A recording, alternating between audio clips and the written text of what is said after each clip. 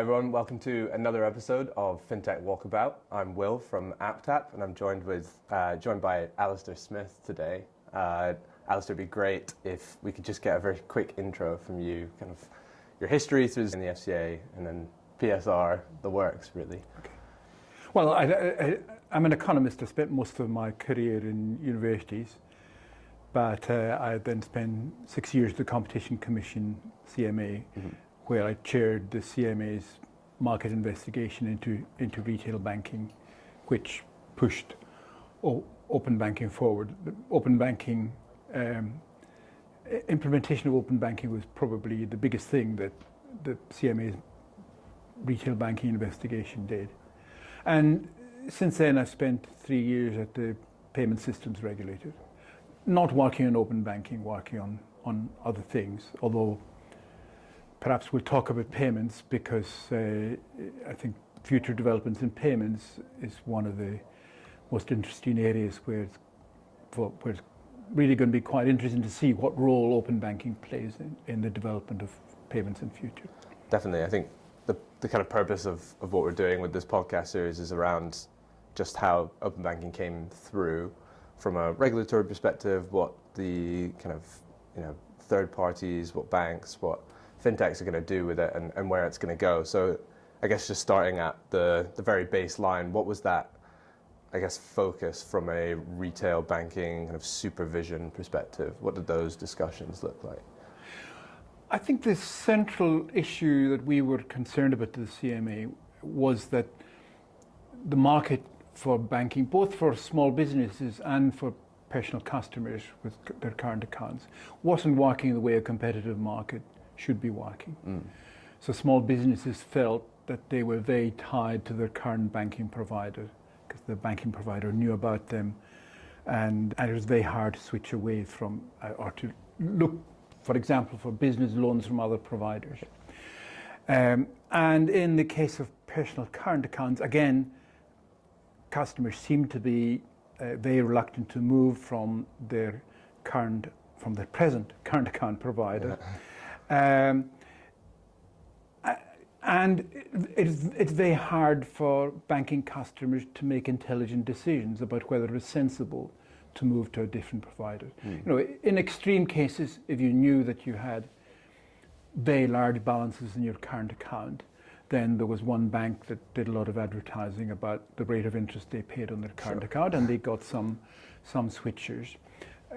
Very hard for people with overdrafts to know whether they'd get a better deal with another banking provider or how to go that. And the result of that was that in current account banking, a huge amount of cross subsidies, in the sense that not that customers were making a loss for banks, but a lot of customers were getting banking essentially for free, and the banks were and actually are still covering their costs by earning interest on the balances of people who held large current account balances and on overdraft charges, especially unarranged overdraft charges, and increasingly on the card fees that banks make from the use of debit cards.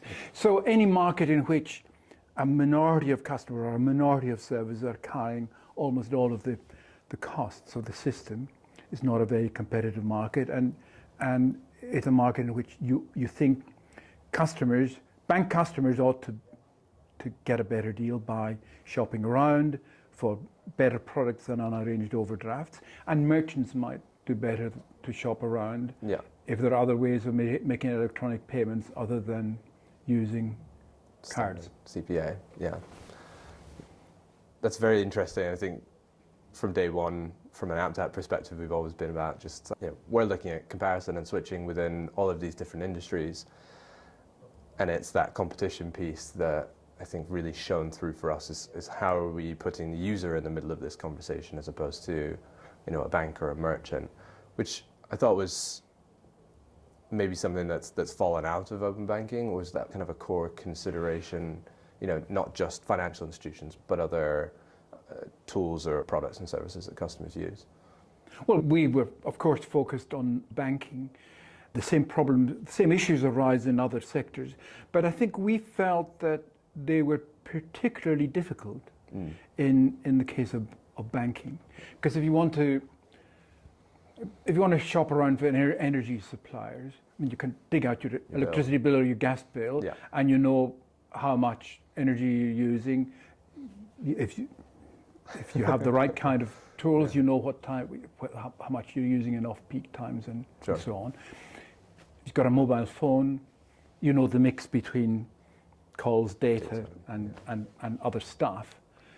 And it's relatively easy to, not very easy, but in principle comparisons can be, somebody can sit down and on the back of an end will do some comparisons. Sure. Whereas with a current account, the charges that you're liable to, the interest that you get paid, whatever rewards you might get, how much you pay if you go into overdraft, is a very, very complicated function of the details of the transactions you do. It's not simply, data, calls, overseas use, whatever. It's a much more complicated thing, quite beyond the scope of any individual. Even a highly numerated individual who can run spreadsheets can't sit down with the bank statement and work out whether there's some other provider whose tariff they don't really know about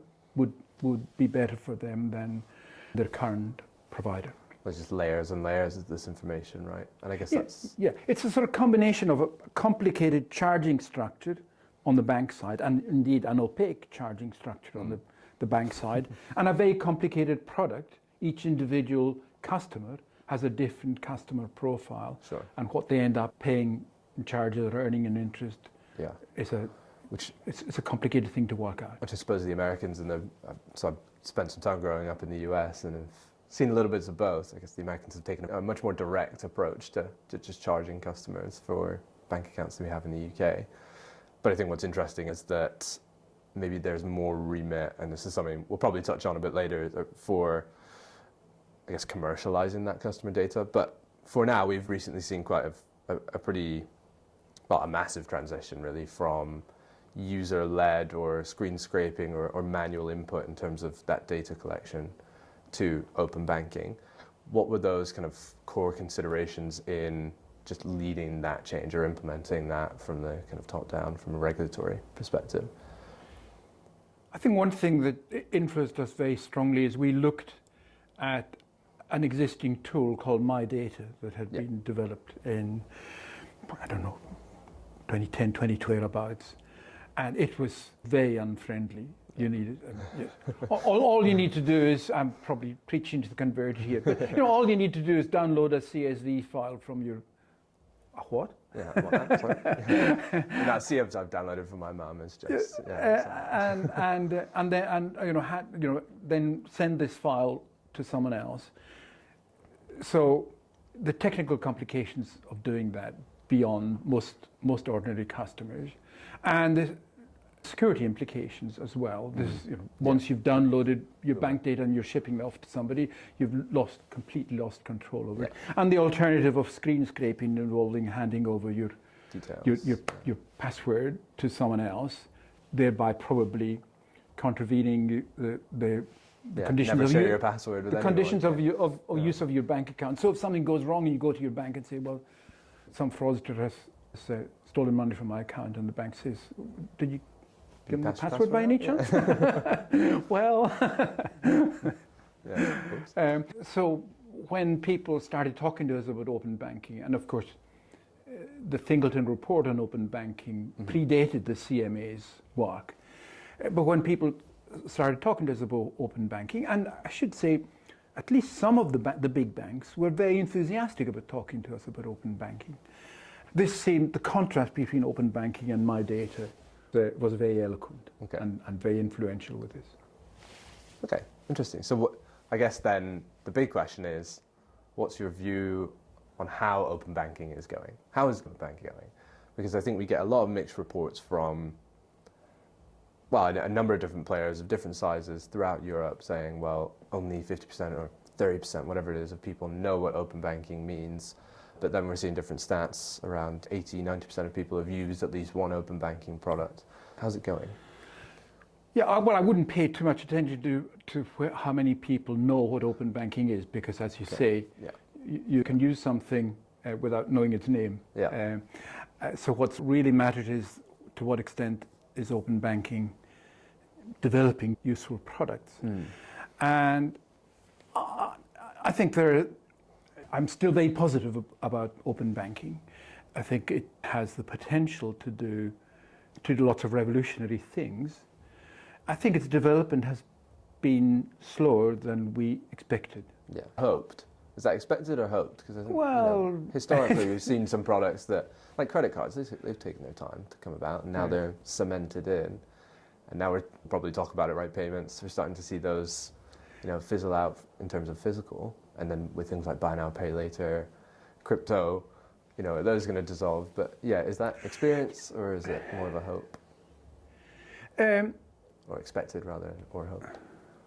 Well, I'm not sure the CMA weren't foolish enough to pin a timetable on things, but I thought, my feeling is that we thought that things might develop quite quickly, that open banking would provide fintechs with very useful tools, and these tools could be developed quite quickly and get lots of customer acceptance. Yeah.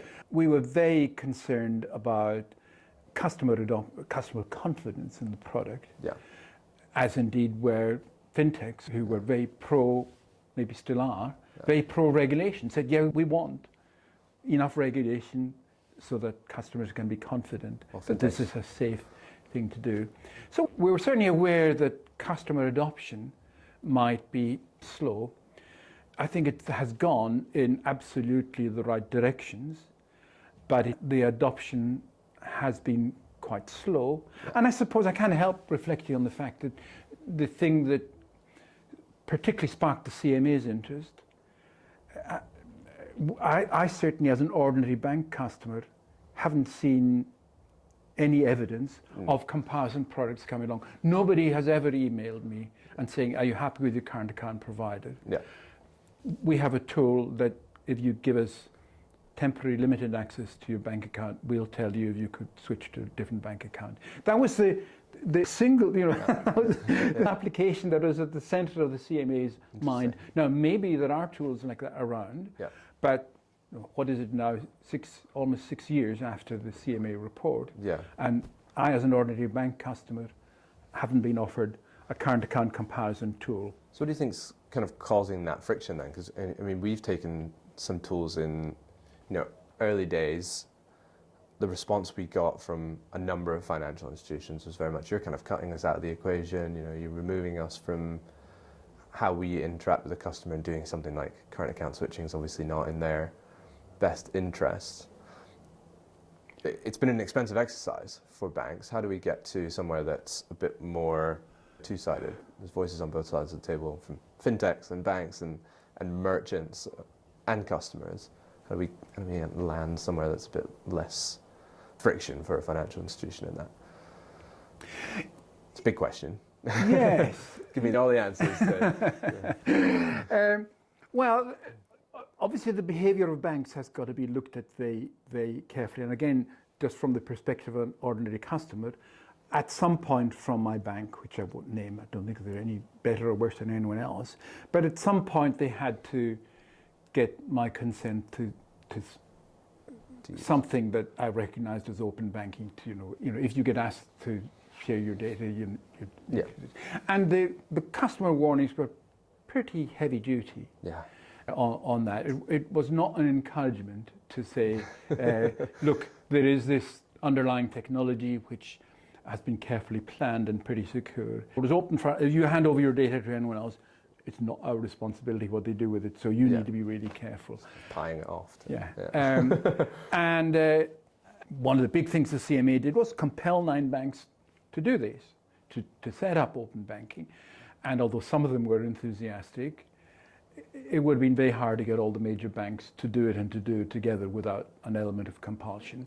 And we know that behind open banking, there's a commercial threat to the incumbent banks, and that they will respond the way commercial organizations respond to threats. So I'm sure that's been a factor, that the organisations at the heart of the financial system, as far as small businesses or individual customers are concerned, have an ambiguous interest in open banking, and there's always going to be a bit of an uphill struggle about It's it. a bit of a tug of war, really. Yeah. So, looking back then, what would you change 6 years ago to implement maybe a more cohesive implementation of banking? Hindsight's 2020, of course. I think that probably sounds eerily familiar for most startups anyway. Just taking on a project, you're like, yeah, I can go and do this, and next thing you know, it's this colossal project. So maybe that's just a commentary on my own experiences, I don't know. But throughout the series, we've been talking, or will be talking, to regulators, to third parties, fintechs, banks, and so on. And you've talked about kind of what got the regulator interested, or whetted the appetite early on. What about today? What gets you excited about open banking right now? What's coming? The thing I find most exciting about the current picture, this must be influenced by having spent some time at the PSR, is the potential for open banking to drive a real increase in competition in payments, because the payments landscape at the moment have got a very big competition problem. Sure. And the big competition problem is that retail payments, non-cash retail payments, are completely dominated by cards. There are two card systems. Yeah.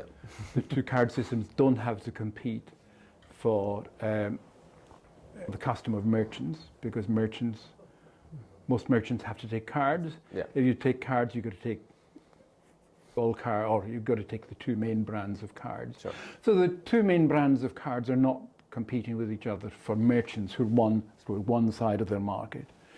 We've seen increases in the costs that are paid by merchants for card payments. First of all, through interchange fees, and now through increasing scheme fees. Now that interchange fees are regulated, scheme fees have increased.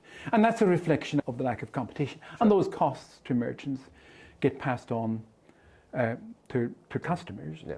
The PSR is now keen to see interbank payments develop as a real competitor to card payments, so that merchants can take payments direct from customers' bank accounts rather than going through the card systems. Now that's, for a number of reasons, a big challenge. Sure. But open banking is one of the things that could make bank-to-bank Reality. retail payments reality. Sure. And that, I think, is the most exciting potential in open banking at the moment. And do you think that will come through, banks' ownership of that, or do you think there's still remit for these kind of third parties to slide in with that infrastructure and that technology?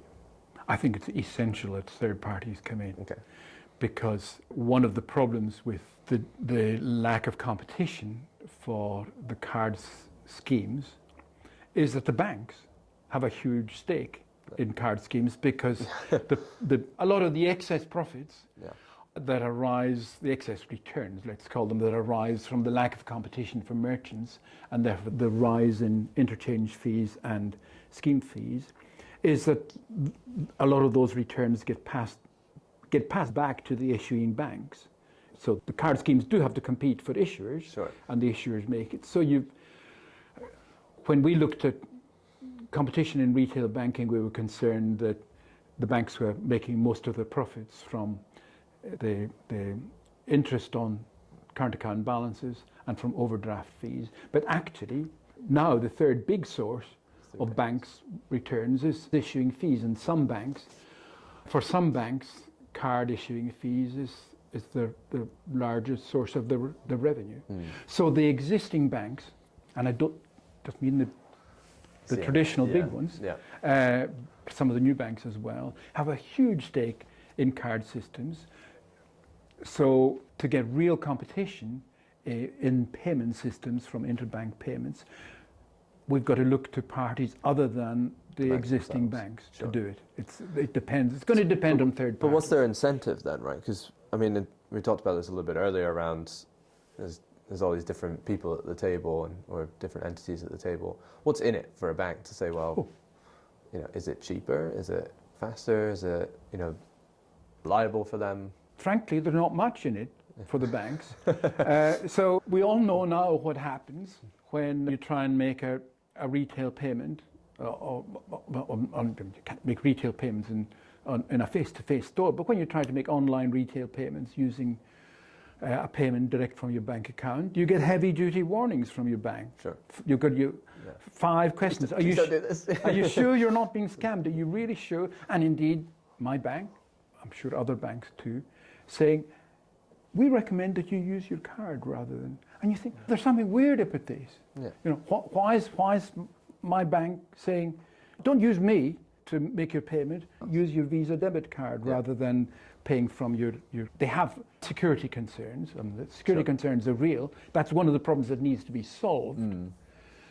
But are we going to look to the banks to solve the security problem that currently exists with the frauds on interbank payments? Well, no, their reaction is use your card instead. Yeah. And their response to the increasing amount of bank payments fraud has not been very impressive. So that's an indication of why we have to look to third parties having a big role if bank-to-bank payments are going to be competitive with card payments, and open banking is central. I mean, it's not the only thing. There are a range of issues to be faced to make bank-to-bank payments a reality, a competitive reality. But open banking is the heart of making that work. A big part of that is the user interface. But there are players out there, the Tinks and the TrueLayers of the world, that are starting to drive this change. But then surely we're going to see Visa and MasterCard come in and implement similar systems. What's to stop them, right, to continue to duopolize, I suppose? Yes, and that's an issue, a big issue now for the competition authorities. When the banks were forced to sell Vocalink, because it was felt that banks' ownership of the payments infrastructure was a barrier to competition, Vocalink was sold to MasterCard. And the decision that I was not involved in, it was made by another part of the CMA. The CMA considered whether it was okay for MasterCard to buy Vocalink. And there are lots of reasons why it wasn't problematic. But one of the reasons why MasterCard was keen to buy Vocalink, and they said so publicly, was that they wanted foothold in interbank payments. And now, I mean, the pay-by-bank products have still to take off. But one of the existing pay-by-bank products is MasterCard's pay-by-bank, which was part of what they bought when they bought Vocalink. So yes, the card systems may well get involved, may well have a big advantage actually in the development of bank-to-bank payments, because the card systems have the experience of dealing with customer refunds, of dealing with customer guarantees, all of the apparatus behind the card systems that give customers confidence in card payments are the things that interbank payments need to give rise to customer confidence. But if one of the big things that interbank payments, open banking offers, is real competition to the card systems, then the card systems having a dominant role in interbank payments becomes part of the problem rather than part of the solution. Exactly. But do you think it will then at least spur on some change from a financial institution's perspective, or from a customer's perspective of a financial institution? Having these players be so involved in that pay-by-bank experience might be a good thing in the short, medium term to kind of drive that adoption. Or is that kind of fairy tale? Well, I think you have to worry about who are the initiators of new services, because often there are first mover advantages, and once you've got a foothold in a market, it's very hard for other people to come in. They have the purchasing power, right, to come in and say, hello, X TPP, you're doing quite well, let's just consume that. We saw Visa try to do it with Plaid in the US and obviously got blocked. I guess it's what's to stop them. What's to stop them are the competition authorities to stop them. I think the competition authorities now are very sensitive to the fact that in digital markets things move very fast, and you have to think ahead when you're thinking about competition problems. In the past, the Competition Commission and then the CMA were very reluctant to make speculative judgments about how markets would develop. So when people said, this merger is all right because there can be free entry into this market, and if we're in a strong, if we create a monopoly and push up our prices, other people can come into the market and compete. Typically, the Competition Commission would say, or the CMA would say, well, no, that's a speculative argument. We want to look at what's happening now. But in digital markets, not just in payments, competition authorities really have to take speculative arguments seriously, because when you're saying this little payment service that VocaLink has developed doesn't have much of a market, that other people can do the same thing, but the first service, the first person who comes along and develops a really viable pay-by-bank service might be in a very strong position.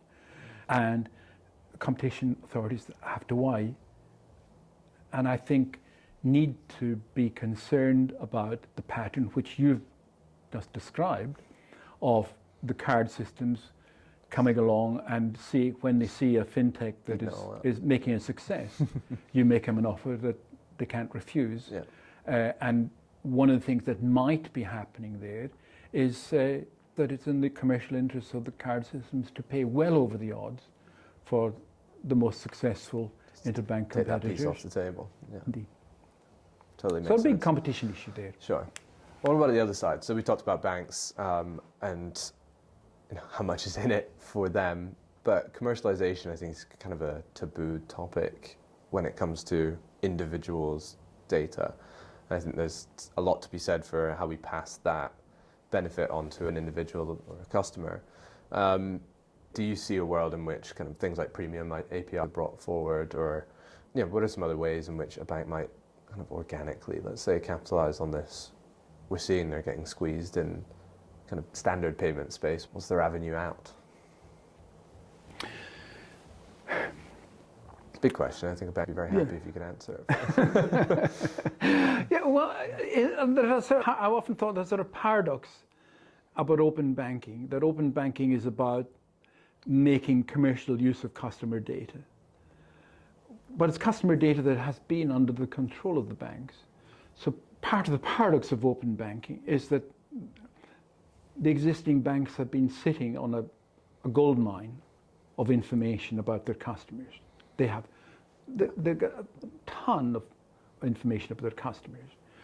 Google and Facebook make huge amounts of money out of data that we give them away for free and that we don't think very much about.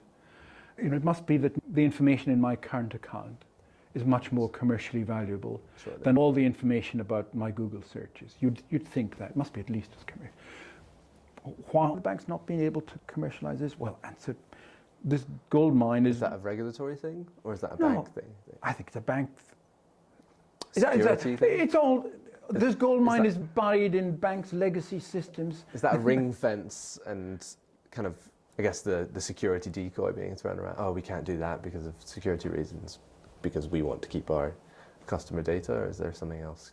Well, there may be some of that, but I think one of the factors is that all this valuable information is locked in banks' legacy IT systems. No. Okay. And they don't have the mining technology to get it out. So I suppose you're right that one of the paradoxes about APIs is that APIs give third-party providers the tools to get valuable information out of bank systems, but it gives the banks themselves a way of getting information out of their systems. So yes, they ought to be able to commercialize it, but the record of commercializing their data so far has been spectacularly poor. No comment. So I appreciate we're coming towards the end of our time. You're currently Commissioner at Scottish Fiscal Commission. Can you talk to us a little bit about that? Because we've talked a lot about PSR and FCA and CMA. What are you up to now? Yes, I have been on the Scottish Fiscal Commission for the last 4 years and coming to the end of my term there. Okay. It's absolutely nothing to do with payments. Is it not? So maybe you want to stop at that point. But what the Scottish Fiscal Commission does is it oversees the way that the devolution of taxes and expenditure to the Scottish Government operates. We make the official forecasts for the Scottish economy, and that now includes, importantly, the forecast for how much income tax revenue the Scottish Government is going to raise, because the income tax system has been largely devolved to Scotland. The Scottish Government sets its own income tax rates and gets the revenue from them. Yeah. The Scottish Government increasingly makes its own social security decisions, not across the whole of the social security system, but across very large parts of it.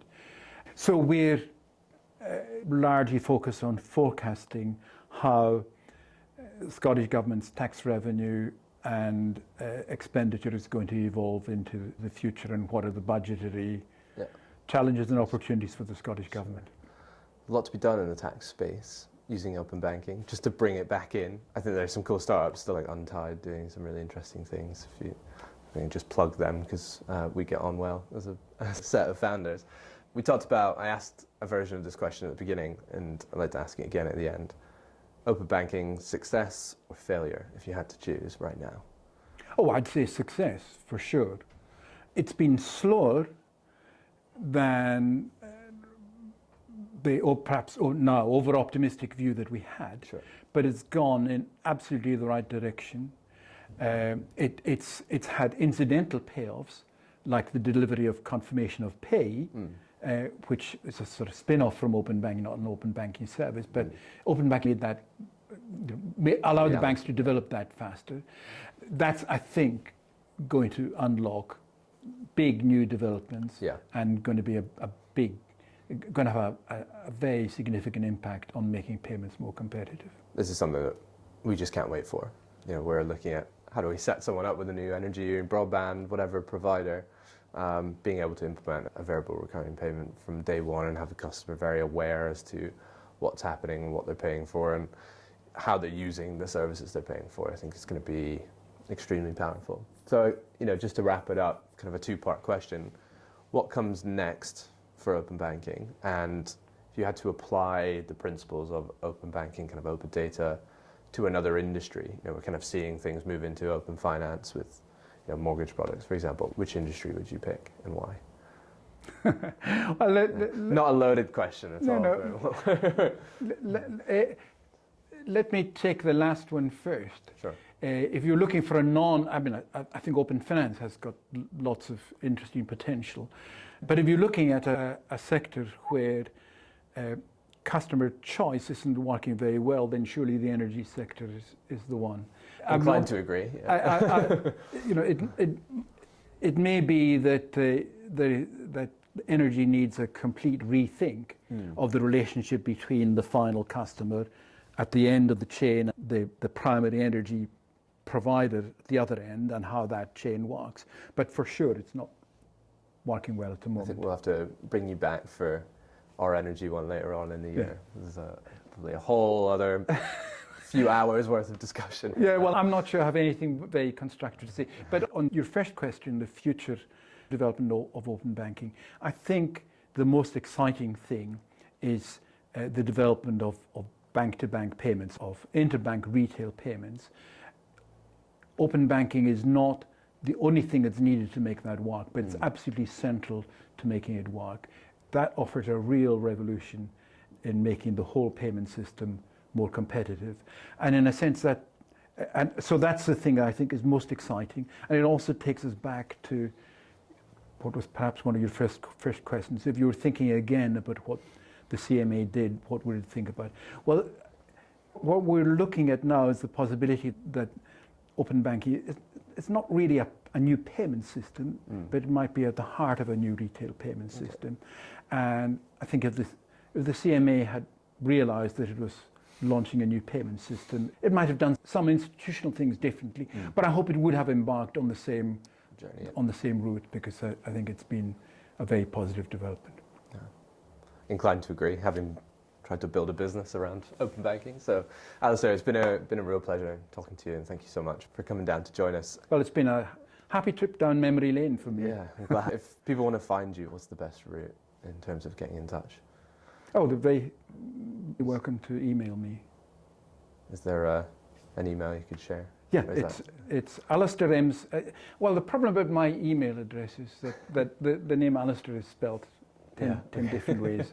Alasdair M. Smith, one word, at iCloud.com. Perfect. Great. Well, thank you everyone for tuning in. Find us at apptap.co.uk, and we'll be posting this kind of everywhere. So thank you again, Alasdair. It's a pleasure to meet you. You're very welcome. It's been a pleasure.